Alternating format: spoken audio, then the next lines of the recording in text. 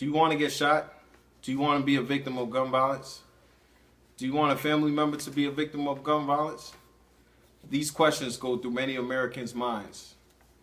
If you answered no to all of these, which I'm pretty sure most of you did, then we need to put an end to this right now. Gun violence incidents are increasing due to lack of restrictions and laws throughout the United States. How many people think gun violence are increasing and is a problem in the United States today? Raise your hands. All right. Now, how many people think that gun violence is not increasing, just less reported in the past, is not a major problem in the U.S. today? Okay, we got one out there. Good. Today, I'll discuss the effects of easy access to gun influence due to alarming rates of gun violence-related incidents in the U.S. I will educate people on statistics of gun-related attacks in the U.S. and compare and contrast to other people's solutions for gun violence. And finally, I will provide a solution that will help put an end to this type of violence. I would first like to address those victims of gun violence, violence in general. My prayers go out to them and their families.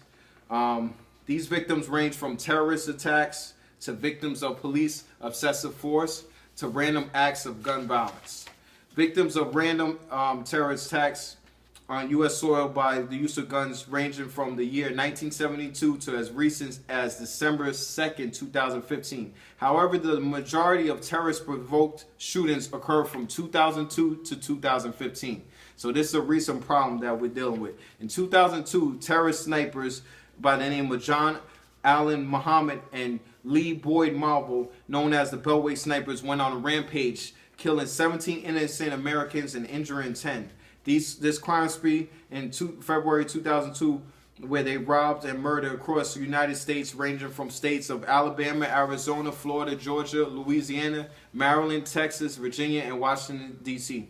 These attacks ended in October 22nd, 2002, and the shooters were apprehended by police in October 24th, 2002. Although investigators could not conclude that these were direct terrorist attacks, much evidence showed that these snipers were influenced by Islamic Jihad. The weapon of choice was an AR-15 that was stolen, and it could shoot from 50 yards to 550 yards, which is 5 football fields, people. That's a long range. December 2nd, 2015, in San Bernardino, California, a Muslim believer, Saeed Farouk, and his wife, Tafim Malik, shot 17 of his co-workers, leaving 14 dead. They were armed with also 2 AR-15s and a couple semi-automatic handguns. Victims, since the Rodney King incident in California in 1992, with the Rodney King riots in LA, police excessive force continued to make headlines 20 years after. On August 9th, 2014, an unarmed black teen named Michael Brown was shot and killed by Officer Darren Wilson in Ferguson, Missouri. There were mixed testimonies about this incident. Some say Michael Brown charged police, others say he had his hands up the whole time. Now, victims of random shootings, my heart definitely goes out to them. Not saying that the other attacks were less, but this is just, there's no motive behind this. It's just random acts of violence, which is scary, people. On October 1st, 2015, Christopher was shot and killed 8 of his fellow classmates, a teacher in Upna Community College, and finally himself. He was confronted by police. He owned 14 guns in total, and they were all purchased legally. On November 29, 2015, in a Parenthood clinic, Robert Louis Dare entered and started shooting, injuring 9 and killing 7. All of these previous shootings discussed were all different incidents. However, they all had a common factor: gun violence. Many people suggest solutions for gun violence, but will it work? Proposed solutions for gun violence from Donald Trump on the San Bernardino shooting in California. He suggests that he bans all Muslims from entering the United States. Trump states, and I quote, he states, "You have people that have to be tracked. If they were Muslims, they're Muslims." Trump's solution would not work because how do you track who's a Muslim and who's not? Muslim is a religion, not a race. Also, it violates constitutional rights of freedom of religion. It's unethical and racist. Hillary Clinton's suggestion is similar to Barack Obama's and my suggestion. She wants to tighten up our gun policies.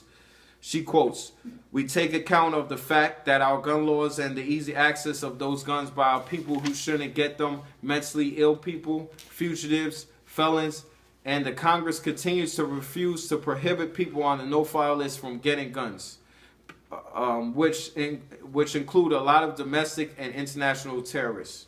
The solution is good, but what would you do for those that are already citizens, that are documents, and then they have no records, and they're not on the no-fly list, and they still purchase guns for terrorists and commit terrorist acts of violence? I say we restrict more Americans on access to guns, regardless of who you are." Obama's solution is very similar to Hillary's, where he wants to put people on a no-fly list as well from purchasing guns, and certain people from purchasing assault rifles. President Obama quotes, "It cannot be this easy for someone who wants to inflict harm on other people to get his or her hands on a gun. Like I said before, we need to set higher restrictions than suggested by Clinton and President Obama.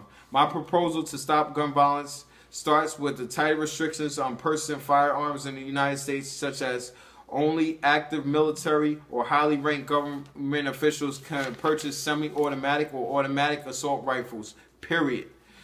Those who purchase handguns must go through extensive background checks, look for not only for felonies, but look for violent misdemeanors as well. And those handguns can only be kept in their homes for personal defense. Not a right to carry, no weapons permit. Increase jail time for those who are carrying and purchasing firearms illegal. To limit police excessive force, I would propose that police be thoroughly trained on using a firearm and using that as a last resort. Use other weapons such as tasers, mace, nightsticks, beanbags primarily. Penalize cops if the firearm is wrongfully used, such as a lost job, suspended for several months, no pay, and jail time if necessary. Next time you think about someone that's getting shot or any victim on the TV, on the news, think about it. It could be yourself. So let's end this violence together. We could all do this together.